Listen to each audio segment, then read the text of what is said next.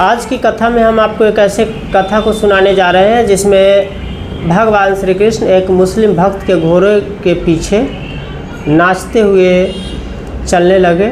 तो आइए इस कथा को शुरू करते हैं। इससे पहले अगर आपने मेरे चैनल को सब्सक्राइब नहीं किया है तो कृपया चैनल को सब्सक्राइब कर लीजिए ताकि आने वाली हर धार्मिक कथाएं सबसे पहले आप तक पहुँचे। पंजाब में एक ब्राह्मण रहते थे जो उत्तर भारत में आके बस गए और जिस मकान के नीचे वे रहते थे उसी मकान के ऊपर एक मुग़ल दरबारी रहते थे जो राज दरबार में दरबारी का काम करते थे। अब जब भी पंडित जी अपने घर में यानी जिस भाग में घर के जिस भाग में रहते थे, जिस कमरा में रहते थे उसके बगल से सीढ़ियाँ थी। अब जब भी पंडित जी भगवान श्री कृष्ण के पदों के स्तुति का गायन करता, ठीक उसी समय मुग़ल दरबारी सीढ़ियों से नीचे उतरकर अपने दरबार में जाता था। नित्य प्रतिदिन दोनों का समय एक ही था। एक दो दिन के बाद धीरे देखते देखते जब भी मुग़ल दरबारी सीढ़ी से उतरता और पंडित जी गीत गोविंद के छंदों को गाते तो वह वहीं रुक कर सुनने लगता। उसे समझ में तो कुछ नहीं आता लेकिन सुनने में बहुत अच्छा लगता था। कई दिनों तक यही होता रहा। एक दिन वह उसी तरह सीढ़ी पर खड़ा सुन ही रहा था कि पंडित जी का पद गायन समाप्त हुआ और निकले तो देखे कि मुग़ल दरबारी खड़ा है। मुग़ल दरबारी ने पंडित जी से पूछ ही लिया कि पंडित जी आप क्या गाते हैं। पंडित जी ने कहा कि यह तो भगवान श्री कृष्ण के पदों का गायन करता हूँ लेकिन आपको समझ में नहीं आएगी। मुग़ल दरबारी ने कहा वो तो समझ में नहीं आता है लेकिन सुनने में इतना हृदय प्रिय लगता है कि मन करता है कि यहीं रुक कर इसे सुनते रहूं, लेकिन मजबूरी है कि दरबार में भी जाना है। पंडित जी ने कहा कि अगर आपकी इच्छा है तो मैं आपको पद गायन सिखा दूंगा।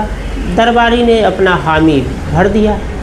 अब पंडित जी धीरे धीरे उस मुग़ल दरबारी को गीत गोविंद के छंद का गायन सिखा दिए, पाठ करना सिखा दिए। वह धीरे धीरे संस्कृत भी पढ़ लिया, सीख भी गया और नित्य प्रतिदिन वह भी जो भी टूटा फूटा जानता था धीरे धीरे अभ्यास करने लगा। लेकिन पंडित जी ने उसे एक बात कहा कि यह कोई साधारण छंद नहीं है। जब आप इस छंद को गा रहे होते हैं तो भगवान श्री कृष्ण स्वयं वहाँ आके खड़े हो जाते हैं, इसलिए इसे हमेशा नहीं गाना चाहिए और आप जब भी इसे गाएं तो एक ज़मीन पर आसन बिछा लिया करें, तभी इस पद का गायन करें। अब मुग़ल दरबारी ने कहा कि मैं तो राज दरबार में रहता हूँ, राजा के आदेश पर घोड़ों पर ही ज़िंदगी कभी कभी कटती है, किसी दिन कटती है क्योंकि भर दिन घोड़े की सवारी करनी पड़ती है, जाना पड़ता है।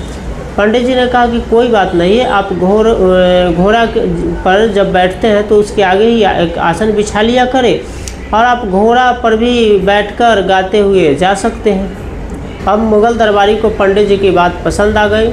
उसने अपने घोड़े पर ही आसन लगा लिया और जब भी राज दरबार जाता तो भगवान श्री कृष्ण के उस पद को गाते हुए जाता।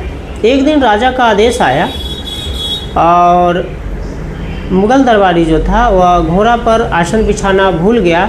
ऐसे ही घोड़ा पर जल्दी में बैठा और फिर निकल गया। वहाँ से राजा का आदेश किसी जगह जाने के लिए था तो मुग़ल दरबारी वहाँ के लिए निकल गया। अब रास्ते में वो घोड़ा दौड़ाते हुए जा रहा था और गीत गोविंद के छंदों को गाते हुए बड़ी प्रेम से, बड़ी तल्लीनता के साथ, बड़ी बेग से घोड़ा को हाँकते हुए भी जा रहा था। सहसा उसके कान में पीछे से पायल बजने की छम छम की आवाज़ हुई। पहले तो उसने अनसुना किया, फिर जब उसे लगा कि मेरे घोड़ा के पीछे ही पायल की छम छम आवाज़ बज रही है तब उसने घोड़ा के चाल को धीरे किया और पीछे घूमकर देखा तो देखा कि भगवान श्री कृष्ण साक्षात नाचते हुए आ रहे हैं, जैसा कि पंडित जी ने भगवान श्री कृष्ण का स्वरूप बताया था। अब तो मुग़ल दरबारी हक्का बक्का रह गया। वह तुरंत घोड़ा से उतरा। तब भगवान श्री कृष्ण ने उन्हें टोका कि आप आज आसन बिछाना भूल गए तो क्या मैं भी नाचना भूल जाऊँ क्या। मुग़ल दरबारी घोड़ा से उतरकर भगवान श्री कृष्ण के चरणों से लिपट पड़ा। भगवान श्री कृष्ण ने उठाकर उसे गले से लगा लिया और कहते हैं कि उसी दिन उसने दरबारी के नौकरी से त्यागपत्र दे दिया, फिर कभी राज दरबार नहीं गया और भगवान श्री कृष्ण का परम भक्त बन गया और उसका नाम मीर माधव के रूप में विख्यात हुआ। तो उनका जीवन वृंदावन में ही व्यतीत हुआ और वृंदावन में एक बहुत बड़े संत के रूप में, कृष्ण भक्त के रूप में प्रसिद्ध हुए।